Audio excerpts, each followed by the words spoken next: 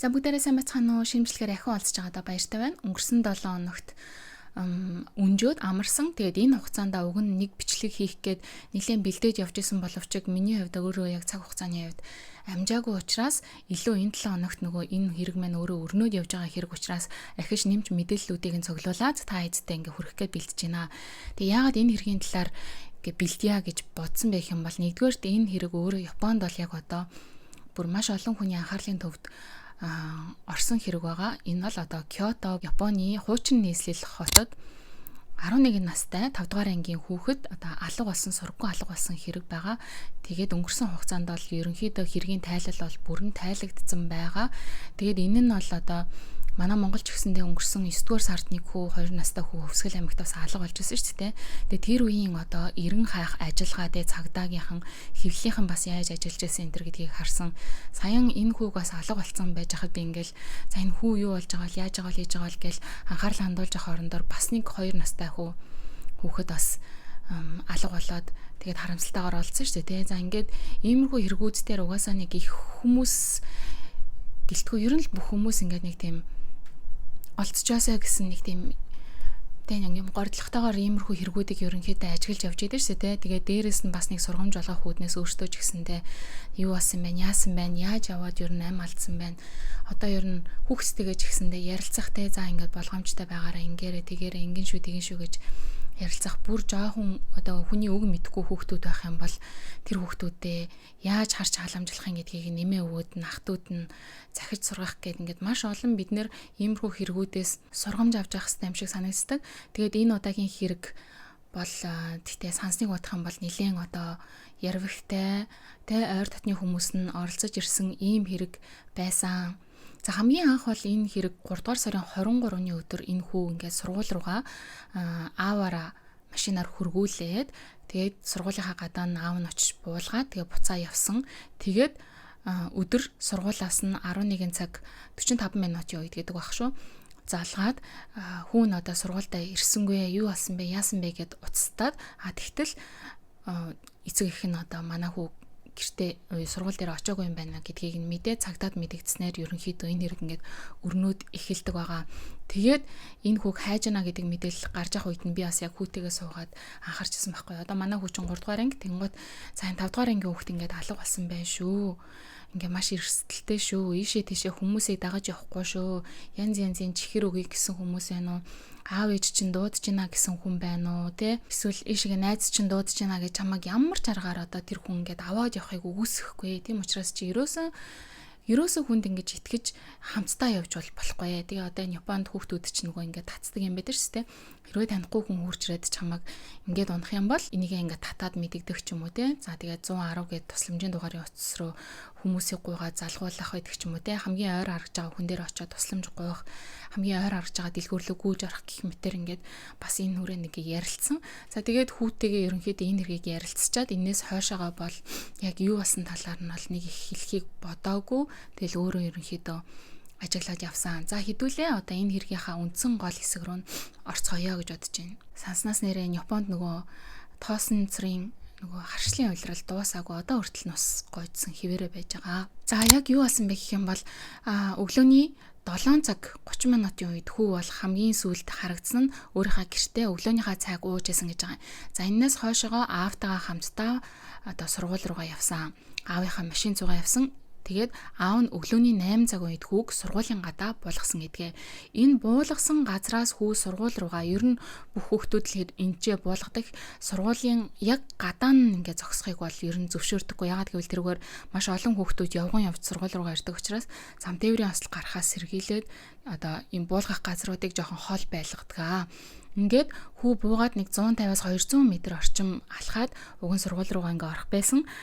Тухайн өдөр нь тэгтээ тэр одоо сургуулийнх нь төгсөлтийн баяр болж исэн болох байсан.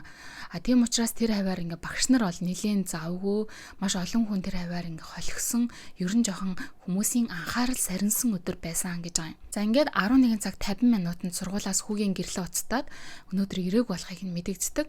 Тэр өдөр нь одоо аав нь цагдаар уцтаад эрен хайх ажиллагааг эхлүүлсэн гэдгээ. За тэгээд тэрний маргаашнаас нь ахуулаад бүр маш олон хүний одоо баг бүрдээд орон нутгийн одоо гал команд онцгой байдал цагдаа нутгийн оршин суугчдаас бүрдсэн 1000 гаруй хүмүүс үйл ажиллагаагаа эхлүүлсэн. За тэгээд ойр орчмын уул, нуур ер нь байж болох бүх газруудаар самналт хийсэн. За эн чинь бол өөрөө яг энэ Кёотогийн энэ хэсэг бол хүн ам гэж жоох юм тархуу суурьшсан тийм олон тархуу суурьсан одоо нэгт биш хүмүүсийн тэнд амьдардаг гэрээс сургууль хүртэл бол нэлээд хоол зайтай байгаа байхгүй юу. Гэтэл манай хүүгийн сургууль одоо энэ хот газруудаар болоод ирэхээр ингээд алхаад 3-5 минут алхаад сургууль руу ингээд орчдөг газар гэсэн. Тэгэхээр энэ хэсэг бол нэлээд уулархаг тэ хүн бахта тийм газар байх нэ. Тэгээд ингээд хүүг бас дээрэс нь хайхын зэрэгцээгээр мэдээж мөрдөн байцаа халбаны мөрдөгчд бол мэдээллүүдээ нягтлаад хэлж байгаа юм. Ингээд үзэхэд хүүг ойр хавийн одоо CCTV-нүүдэд огт бичигдээгүй байгааг олж мэддэг. Дээрээс нь нөгөө хүүг буулгасан газрын CCTV буюу одоо хяналтын камерыг шалгаж үзэхэд аавынх нь машин болон хүүхд одоо ерөөсө харагдахгүй байгааг олж тогтоодгоо. Гэхдээ энийг болохоор тухайн үед мэдээллийн хэрэгслүүдээр хэрхэн одоо мэдээлжсэн бэ гэх юм бол тухайн үедээ нөгөө төгсөлтийн аслал олж исэн учраас маш олон хүний хөл хөдөлгөөнтэй байсан. Тийм учраас одоо тэрэн дээр хүүхэд ингээ харагдахгүй байсан гэдэг утгаар нь ерөнхийдөө мэдээлжсэн гэсэн. За ингээд сургуулийн зүгээс болохоор 8 цагт хүүхэд ингээ хурж ирэхэд 8:30 гэхэд ирээгүй юм байна гэдгийг нь эртсэн дээр тэмдэглэж авсан боловч ар гэрлүүн тухайн үед нь шууд залгаад хүү ирэхгүй юу гэдэг ямыг асуугаагүйгээс үүдээд энэ хэрэг одоо бүр илүү ярвигтай болсон гэж үзэж байгаамаа. Үнэхээр одоо яг тэгдэг манай одоо хүү жишээлх юм бол сая нэг инфлюенза тусснаас хойшоо халууралт бууснаас хойшоо 5 өдөр гэртээ байгаад тэгээд дараа нь сургуультай явах хэрэгтэй байдаг байхгүй бүр журмандаа тийм байдаг. Тэнгууд манай хүү халууралт бууснаас хойшоо одоо тэддэх өдөр нь 5 дахь өдөр гэдгийг нь нөгөө бид нар буруу тооцоолцсон уу эсвэл багш нь буруу тооцоолцсон уу? Бид нар бол яг тэдэн сарын тэдний өдрөөс ахуулаад очно гэдгсэн байсан чинь багш нь нөгөө нэг бид нар нөгөө өдрөөс явна гэж бодож байсан чинь багш нь маргааш нь явна гэж одоо тэгээ маргааш нь бид нар лөө залгасан байхгүй юу. Тэгтээ бүр өдөөс хойш хичээл дууссан хойно хичээл орж дуусчаа залгаж байгаа байхгүй. Өнөөдөр анаанд яасан бэ гэж асууж байгаа. Тэгээ бид нар өнөөдрөөс биш маргаашнаас хичээлдээ явна штэ гэж хэлж байгаа. Хэрвээ энэхийн систем нь үнэхээр яг одоо 8 цагт 8:30-д эрцэн авлаа хүүхэд байхгүй юм бол бушуухан эцэг их рүү ингээд залгадаг тэр систем одоо байдгүйгүй юу гэдэг бас эргэлзээтэй байгаад байгаа байхгүй. Одоо манай жишээн дээр ч гэсэн адилхан бүр тэр хичээл дуусаа хүүхдүүд явсны дараа манайх руу залгасан гэсэн. Тэр хооронд хэрвээ хүүхэд маань байхгүй байсан бол бас л энэ шиг ийм асуудал үүсэх боломжтой байсан гэсэн үг байна. Харин ер нь бол Японд яраа энэ хэрэгээс бас сэрэмжлүүлэг аваад ер нь сургуулиуд бол эрцэн авахд одоо хин байхгүй гэдгийг нь үзээд шууд тухайн одоо айлын ар гэртэй ингээ холбогддог болох журам руу илүү нихуур нямбаа орж ирнэ гэдэгт итгэлтэй байна. Ингээд хүү бол 3 сарын 23-ны өдрөөс хойшоо ингээд ер нь бол ямар ч сургаггүй алга болсон. Энэ хооронд бол эрлийн баг бүр маш сайн ажиллаад одоо бүх уул муул толгойд одоо юу гэдэг бүх ой модыг бүгднгийн нэгжиж байсан. За ингээд 7 хоногийн турш самнаад хамгийн сүүлд нь 3 дугаар сарын 29-ны өдөр хүүгийн цүнхийг олсон. За энэ бол хүүхэд нэг юм одоо бага сургуулийн шар өнгийн ийм цүнхийг сургуулаас 3 км зайтай ууланд сургуулаасаа 3 км харин гэрээсээ 9 км буюу жоохон эсрэг тал руу нь яваад энэ газраас олсон байгаа юм. За тэгвэл энэ цүнхээс яг хүүхдийн мөн үгүй юу гэдгийг нь одоо шууд хэлэхэд хэцүү байна гэж онцгойгийнхноос хэвлэл мэдээллийн хэрэгслүүдэд одоо энэ мэдээллийг тараасан. Гэхдээ хэсэг хугацааны дараа бол энэ хүүгийн одоо цүнх мөн байна гэдгийг нь баталгааж байсан. Гэхдээ энийг нэг мөрдөгч одоо юу гэж үзсэн бэ гэх юм бол хэрвээ энэ хүүхэд гэрээсээ гэрт нь ямар нэгэн асуудал үүсээд гэрээсээ зүхтгаар болсон бол аав нь тэнцээ буулгалаа гэж бодоход өөрийнхөө цүнхийг ерөөсө үүрээд энэ 3 км газарт явж яснаа гэнт энэ хайчигээд ингээ хаях ямар ч утга байхгүй. Тийм учраас хэрвээ үнэхээр тэгэхэд одоо зүхтгахжсэн бол энэ хүүхэд цүнхээ сургуулийнхаа ойролцоохонд хайчаад тэгээ цаашгаа ингээ хараа урдаараа ингээ явах байсан. Тэгэхэд энэ хүнд цүнхийг тэгж 3 км-тэй тэр уулын тийшээ дотгошоогоо гүн рүү аваад үүрээд явах ямар ч шаардлага байгаагүй. Энд одоо ямар ч утга байхгүй. Тэгэхээр энэ бол одоо хүүхэд нэг тийм зугцсан юмаа гэдэг тэр юмыг бол үүсгэж байгаа зүйл юмаа гэж ярьдаг. Миний ярьж байгаа мөрдөгч ямар ч чиртэй мөрдөгч байх юм бол одоо эндхийн нэг хэвлэл мэдээллийн хэрэгсэл өөртөөхөө сурчлах багийн хамтаар одоо хуучин 45 жил орчин мөрдөгчөөр ажилласан мөрдөгчийг өөртөө сурвалжлагын багтаагаа хамтдаа аваад явдаг байхгүй. Тэнгуүтэ одоо энд ийм үйл явдал болж байна. Тэнд тэгж байна. Одоо цүнх олдлоо гэхэд бид нар бол одоо сэтгүүлчэд те ингээд тэндээс цүнх олдлоо. Тэд хоногийн дараа олдлоо. Тэрний одоо харагдах байдал нь тийм байна гэж ингэж мэдээлдэг бол мөрдөгчтэй хамт байх юм бол мөрдөгчийн одоо гаргаж ирж байгаа ерөндөө туршлагаасаа үзээд ийм учраас эндээс цүнх олдсон нь ер нь бол хэрэг тэр тийшээ хазаалаа гэдгийг одоо хамтд нь мэдээлэлд явж байна гэсэн үг ээ. За ингээд 3 дугаар сарын 29-нд цүнх олдсон бол 3 дугаар сарын 31-нд одоо хотын нэгэн ресторанд одоо тэр хүүгийн аавтай адилхан харагддаг тэ гэж байгаа юм. Гэхдээ тэр бол угаасаа аав мөн байгаа юм. Харагддаг нэг ир орж ирээд чираши хаттай хоши гэж хэлсэн байгаа юм. Тэгээ тэр нь л болохоор энэ зураг тууцыг одоо өөрийнхөө ресторанда одоо наагаад өгөөч би хүүгээ хайж байгаамаа гэж хэлтгээ. Тэгээд тэр ресторанных нь эзэн эмэгтэй сүүлд нь бас хөвлөлд ярилцлага өгтөө. Тэр эрэгтэйтэй ярилцахад ямар байсан бэ гэдгсэн чинь ер нь тийм би ер нь гэж бодсон гэдэг жаахгүй. Тэр нь бол одоо нэг монголоор ямар сони гэд одоо тэгж байгаа тиймэрхүү утгыг илэрхийлж байгаа байхгүй.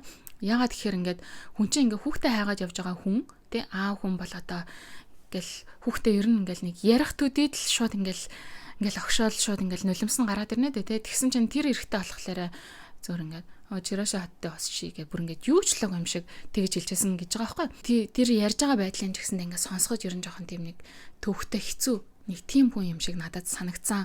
Тэгээ сүүлд нь харин сонссон чинь тэр хүн чинь тэр хүүхдийн яг төрсэн аав нь ш хойд аав нь байсан юм бэлээ гэж тэр сурчлаг тэр одоо рестораны эзэн тэгж хэлтгээ. Тэгээ эндээс ингээ харах юм бол хэдүүлээ нэг зүйлийг маш ойлгомжтой болгож авлаа. Энэ эрэгтэй одоо сургуульд нь хөргөж өгсөн гэж байгаа эрэгтэй бол энэ хүүгийн хойд аав байгаа. За тэгээд ээж нь болохоор бас хамтдаа амьдардаг. Энэ хүү гэртээ эмээ ээж тэгээ хойд аавтайгаа ингээ хамтдаа амьдардаг. Тэгээ дээрэс нь ээж нь жирэмсэн байсан гэж байгаа. Хойд аавынх нь хүүг тэгжсэн ийм гэр бүл байгаа. Эмээ нь болохоор одоо энэ тэнэргээр одоо тэр зураг тооцоодыг тарааж авахтаа ингээл ерөөсө байнгын уйлцсан ингээ яваа хүмүүст харагддаг байсан гэтэгдэг. За мөн яг хүүхэд алга болсны маргааш насанд ахуулаад нөгөө маш олон хүний бүрэлдэхүүнтэйгээр энэ тэрүүгээр хайж самнсан гэсэн шүү дээ. Тэгэхэд нөгөө хөршүүдтэй ороод ингээм хамт хайлцаад өгөөч гэж гуйх хүсэлтийг тавихад хажуудлынх нь хөрш ойролцох айлынх нь хүн бас хэвлэлд ярьцлага өгтөө тэгж ярьсан байгаа юм л да. Хурж ирээд манай ингээ хаалгыг тогшоод айс цацаа одоо мэдлсэн гэж байгаа байхгүй. Яг тэр мэдлэх үед болохоор ээж нь ингээд амар хуйлсан, аав нь болохоор ингээ юучлаг юм шиг ингээ зогсож исэн гэж тэр хүн бас хэлтгээ. За тэгээд энэ бүхэн бол угаасаа цагдаа дээр очиж байгаа мэдээлэлөө цагдаа нарын аль хизээнэ хийцэн юм байгаа юмнуудыг бол хойноос нь ингээд сэтгүүлчид хийгээ явж байгаа гэдгийг ойлгох хэрэгтэй. За дээрэс нь цагдаа бол одоо тухайн үед тэр буухан камера гэдэг байгаа хяналтын камерыг сургуулийн гаднах хяналтын камерыг үзэхэд өртөнд ингээд огт өртөөгөө байна гэдг нь өөрөө нэг зүйлийг хэлж байна гэд аль хизээнэ одоо хэрэг ингээд дөнгөж эхлэх үед одоо тэр сэжигтнийг бол ингээ овоо хараанда авцсан байсан гэж үздэг. За ингээд одоо нөгөө цүнх олдсон өдөр нь 3 сарын 29 бол 4 сарын 12-нд одоо цагдаа нар уулын тэнд ингээд бөөгнөрөөд эхэлсэн байгаа байхгүй. За эндээс ямар нэгэн одоо том юм олсон байна гэдгийг нь одоо тухайн миний үзээ яваад байгаа мөрдөгч хэлж байгаа юм л та. Хэрвээ ийм том юм болоог байсан бол энд одоо иймэрхүү байдлаар цуглахгүй байсан гэдэг одоо магадлалыг дэвшүүлж байгаа юм. Яг тэр магадлалын дагуу 4-р сарын 12-нд гэрээс нь 3.5 км орчмын зайд одоо нэг хос готлолтгоо. За гэхдээ энэ мэдээллийг бол одоо цагдаагийнхан аль болох ингэж нууц байлгах гэж хичээсэн боловч цагдаа нар одоо юм цэнхэр том сарвч засаал хамгаалсан байсан ч гэсэндэ хэвлэлүүд дорон нисгээд хүүгийн өмсөж байсан готалтай адилхан готл олцсон гэдгийг нь олж мэдээсэн. Үнэхээр яг ингээд одоо тэндээс нь харах юм бол хайж байгаа зурагт хуудсан дээр хүүгийн хар өнгийн Nike-ийн готалтай байгааг харуулж байгаа. Харин энд олдсож байгаа хоёр хос готал бол яг ингээл том жижигийнхаа хэмжээгээр ч гэсэн ингээ харахад тэр хар готалтай бол адилхан харагдаж байна. За ингээд хүүгийн готал олдсны маргааш нь буюу 4-р сарын 13-ны өдөр ахаад одоо нилээн шүн орой болцсон харах болсон байж хахад цагдаа нар одоо хүүхдийн гэмээр одоо тийм цогцос олдсон гэдэг мэдээллийг өгдгөө. Гэхдээ ер нь бол цагдаа нар мэдээлэл өгсөн гэхээсээ илүүтэй хэвлэлийнхэн бол ерөөсөө цагдаа нарыг 24 цаг ер нь дагаж явж исэн. Хаана ажиллаж чинь тэнд ингээл ерөөсөө дагаал бороотаа бол бороотаа гадаа зогсоол, нартаа бол наран чарагдал гадаа зогсоол, шүн бол шүн ингээд ерөнхийдөө байнгын дагаж явж исэн. За ингээд энэ одоо олдсон цогцыг бол хүүгийнх мөн эсвэл биш гэдэг бол мэдээллийг огт өгөөгүй, одоогоор бол баталгаажаагүй байгаа учраас ерөнхийдөө бол хүүхдийн аим шиг харагдаж байна гэдэг мэдээллийг өгсөн. За энэ цогцолсон газар бол гутал олдсон газраас 4 км орчмын зайд байсан гэдэг байгаа. Ингээд хэдүүлээ харах юм бол энэ цогцос олдсон газар болон гутал олдсон газар за мөн цүнх олдсон газрууд бол хоорондоо маш хол зайтай байгааг ингээд харж байна. Ингээд сэтгүүлчид хүүгийн биеийг авч явж байгаа машиныг дагаад цагдаагийн газар руу явсан. Цагдаа нар бол одоо хүүхдийн биеийг буулгаж байгаа болон бусад дүрсийг хэвлэлийнхэн даалдахгүй тулд цэнхэр утаар хаах гэх мэтээр ер нь байж болох одоо шаардлагатай бүхэл арга хэмжээнүүдийг авч исэн. За миний энэ үзэж байгаа мөрдөгчлөгтэй. За одоо ингээд ар гэрийнхэн нь одоо таниулах ажиллагаанд ирэх ёстой. Ер нь л тиймэрхүү дараалалаар явдгаа гэж байгаа. Гэхдээ нэлээд удаан хүлээсэн боловч ар гэрийнх нь бол ирээгүй. Тэнгууд нь одоо энэ мөрдөгчд гэж хэлж байгаа байхгүй. За тэгвэл одоо хэдүүлээ эндээс нь гэрийнх нь эргэн тойрол руу явж үццгээе. Ямар нэг юм болж ах хэвээр гэдэг нөгөө сэтгүүлчдийг аваад явж байгаа юм л та. Ингээ явахт нь бол хэвлэлийнхэн тэр хойно үлдчихэж байгаа. Харин мөрдөгч дагуулсан энэ багийнхан гэрийнх нь ойролцоо очих юм бол цагдаагийнх гэж хэлэхээргүй энгийн машин дотор 2 хүн сууж байгаа нь ингээд яваад өнгөрөх хооронд харагддаг.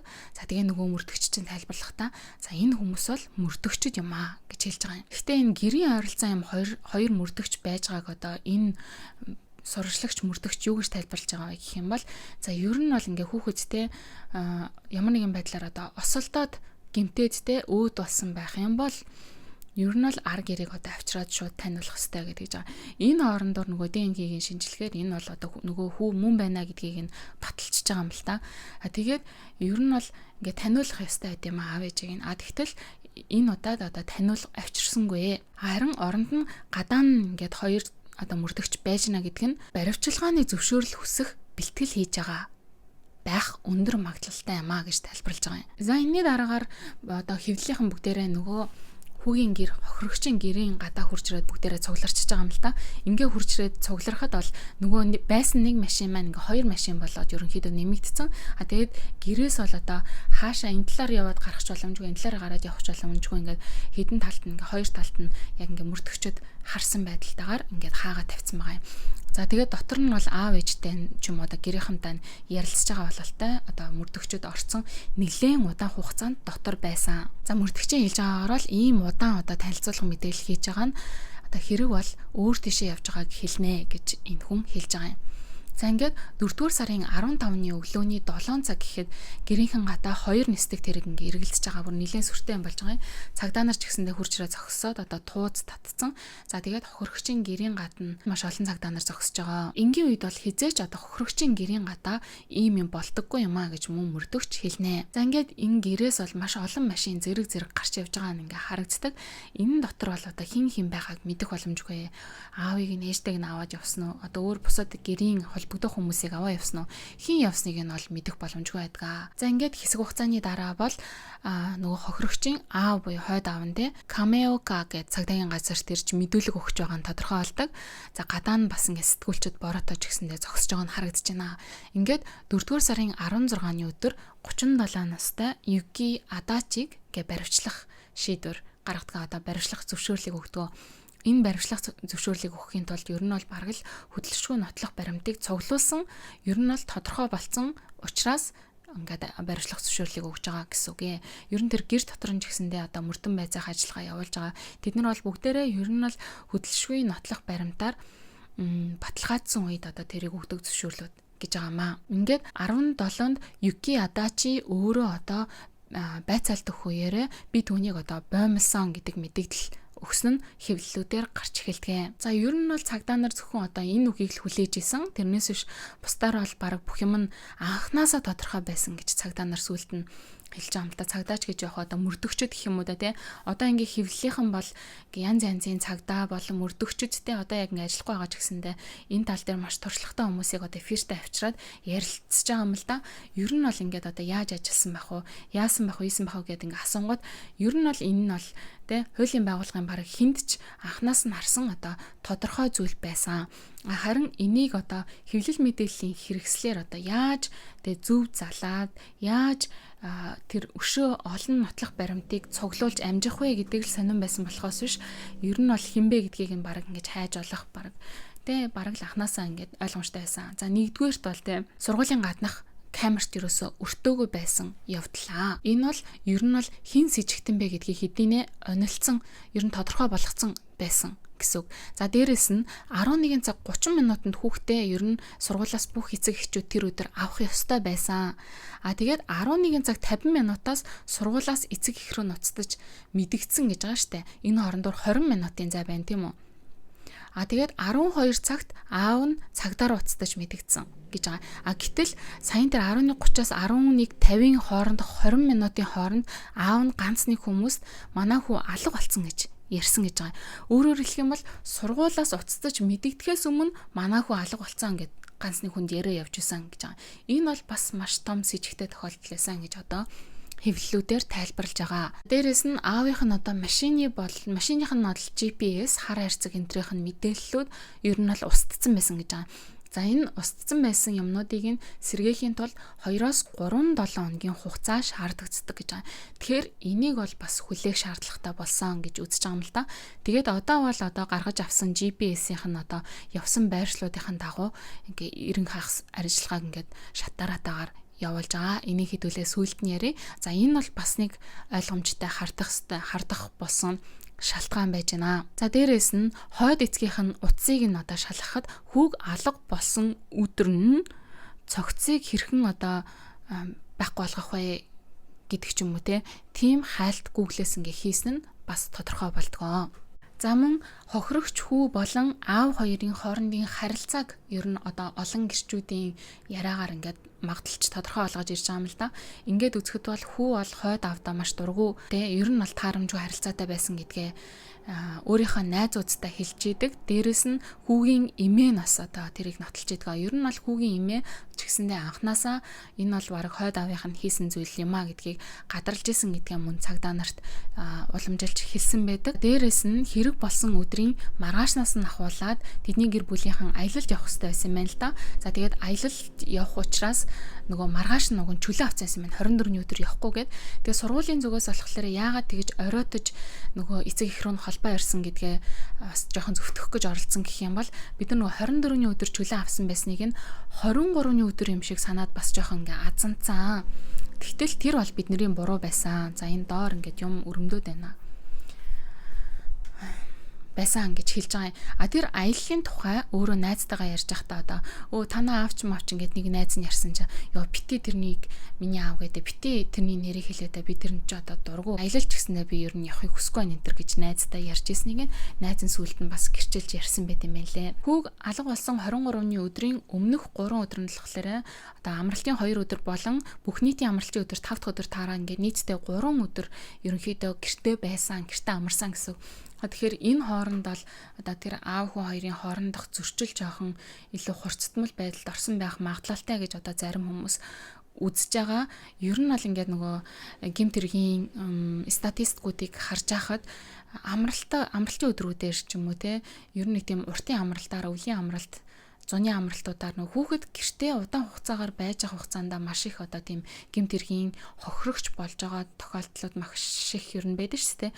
Ер нь бол нэг тэрний нэг юм болсон байгаа байхгүй юу? Гэр бүлийнхэнтэйгээ зөрчилдөх, гэр бүлийнх нь одоо хохирох тиймэрхүү хэрэгүүд бол их хвчлийн ийм урт амралтын өдрүүдээр болдог гэж байгаа юм. За тэгээд энэ аав хоёрын нь ер нь гэрэлсэн түүхийг нь ярих юм бол уг нь бол одоо энэ талигач хүү болохоор аав ээжтэйгээ уг нь сайхан амьдардаг байсан гэд хөршүүд нь мэдүүлэг өгсөн байдаг. Тэр гурав ингээ гадаа гараал зөндөө их инээгээл тоглоал тэгж байгаа харагдчихэйдэг. Тэгтээ тэгээд аав хоёр нь одоо өөрсдийн хувийн харилцаанаас болоод салсан. За тэгээд 2025 оны 12 сард одоо энэ эрэгтэйтэй ингээ хамтдаа амьдарч эхэлсэн. Тэгэд энэ эрэгтэйгийнхэн талаарх мэдээллийг би бас тусад нь та бүхэндээ хүргэе гэж бодож байна. Тэгээд хүү болохоор 11 настай мөртлөө 134 см өндөртэй, ерөн жоохон туранхаавтар жижигэн биетэй хүү байсан учраас ер нь арга гэрэн жоохон энэ хүүг анхаардаггүй байсан юм биш үү? Жоохон шим тэжээлээр дутаадаг байсан юм биш үстэй гэж одоо сэжиглэмээр тиймэрхүү зүйлс олон байсан гэж хэлж байгаа юм.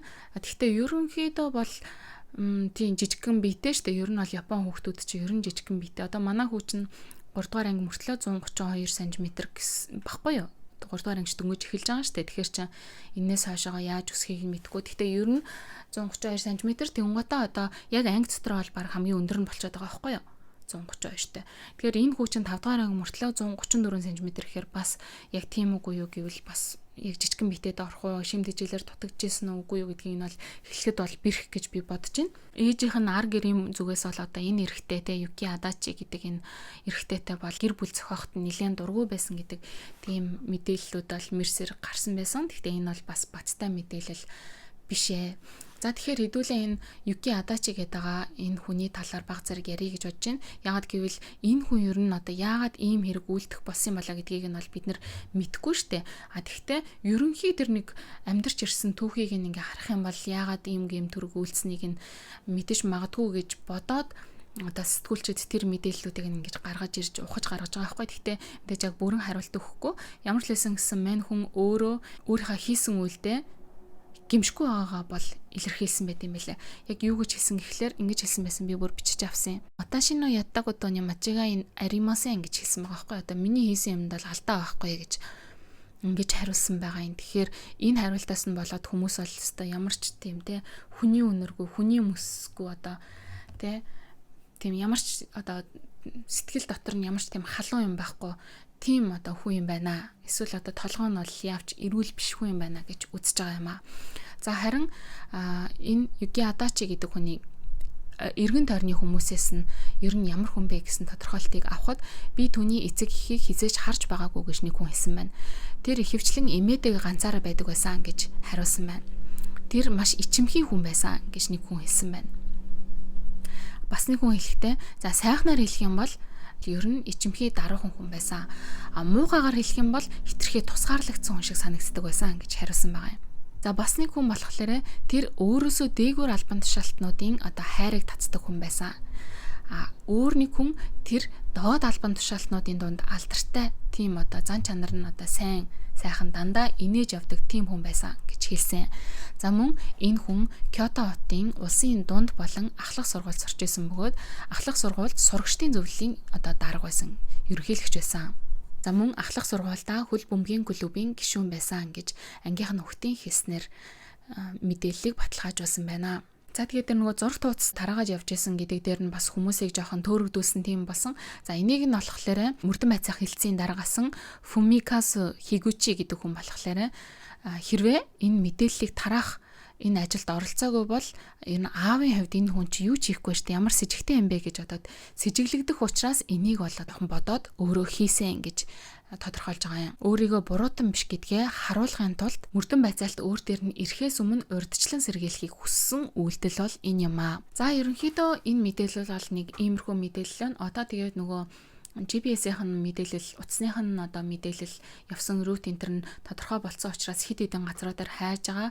Ямар ч лсэн гэсэн эхний хайсан газар гэрээсээ гараад 2 км орчим явдаг нийтийн 0-д нотлох баримтууд байна уу гэдгийг одоо цагдаагаар хайж эхэлсэн. Яг гэх юм бол өмнө нь нөгөө нэг зүгээр яг энэ аавыг нь барьж аваагүй байхад нь өөрөө мэдүүлжсэн аахгүй. Би хүүгээ хөргөж өчөөд буцахдаа нийтийн 0 орсон гэж өөрөө мэдүүлдэг. Гэтэл одоо ингээд юунаас нь GPS-ийн юмнаас нь харах юм бол 0 орсон. Гэхдээ тэр нь эхлээд 0 орчоод хүүг одоо хөнөөгөөд тэгчээд дараа нь одоо тэр сургуулийн тийшээ ингээд явсан уу?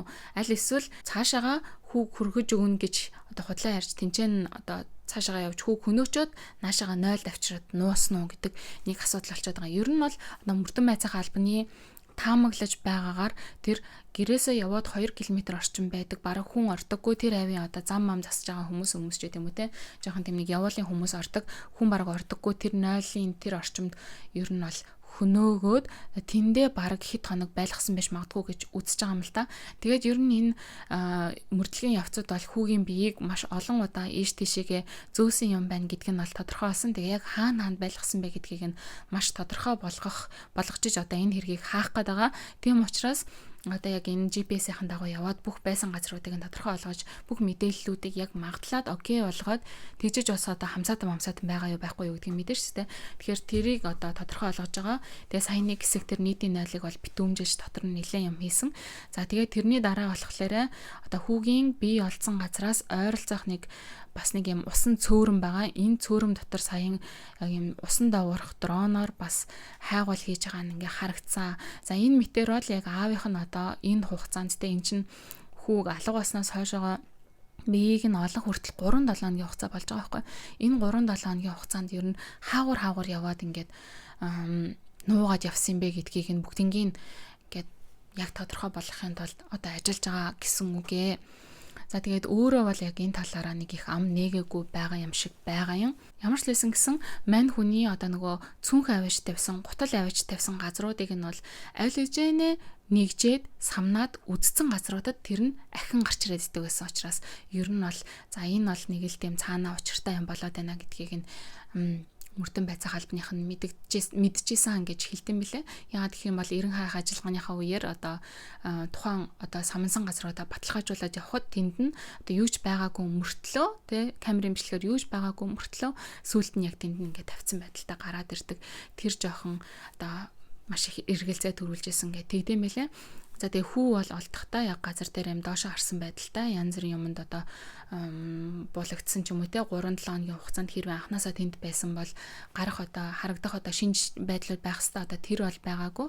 Тэгвэл ер нь бол өөд болоод бол маш удаан хугацаа болсон байна гэдг нь бол эхний одоо шинжилгээгээр илэрсэн байдгаа. За тэгээд нэг ийм хэрэг болсон байна. Хэдүүлээ одоо энэ хэрэгээс одоо өөрийнхөө хэмжээндээ юуг одоо анхаарч авах юм, өөрсдийнхөө амьдралд юуг нь тусгаж авах юм, яаж хүүхдүүдтэйгээ бас зөв ярилцах хэрэгтэй юм. Эргэн тойрныхоо хүмүүсийг яаж харах юм, одоо тэгээд маш олон өөрсдийнхөө одоо амьдралын тэр бидний амьдрал өөр одоо орчин нөхцөл цаг хугацаа уур амьсгал донд байгаа. Тэгэхээр тэр өөрсдийнхөө амьдралын онцлог болгонд тааруулаад бид нэр энэ хэрэгээс одоо ойлгож авах хэрэгтэй юмнуудаа, тусгаж авах хэрэгтэй юмнуудаа авах хэрэгтэй болоо гэж би бодож байна. Тэгээд энэ хэрэгээс одоо болоод энэ Threads дээр, YouTube дээр, TikTok дээр, Facebook дээр гэл ер нь байж болох бүх газруудаар ингээ хүмүүс хоорондоо ярьж байгаа. За энээс ингээд харахад хүмүүс нэг зүйлийг ингээ хэлж исэн. Ер нь бол ингээ гимт хэрэг гэдэг чинь тийм холын хүнээс гардаг юм айгүй ховор шүү. Ойрын хүнээс ер нь гарах нь бас элбэг байдаг шүү гэж ингэж анхааруулж исэн. Тийм ийм харамсалтай хэрэг болсон. Тийм учраас ер нь ээжүүд ч бай, аауд ч бай бид нар ер нь одоо энэ нийгэмд чинь илүү их хариуцлагатай байх цаг ирсэн байна гэдгийг энэ хэрэг бол биднэрт ингээд харуулж байна гэж би бол хувьдаа ойлгож байна. За ингээд хэдүүлээ энэ удаагийнхаа бичлэгийг энэ түрээд өндөрлцгөөе. Тэгээд дараагийн дугаараар иргэн уулзтлаа. Түр баяртай.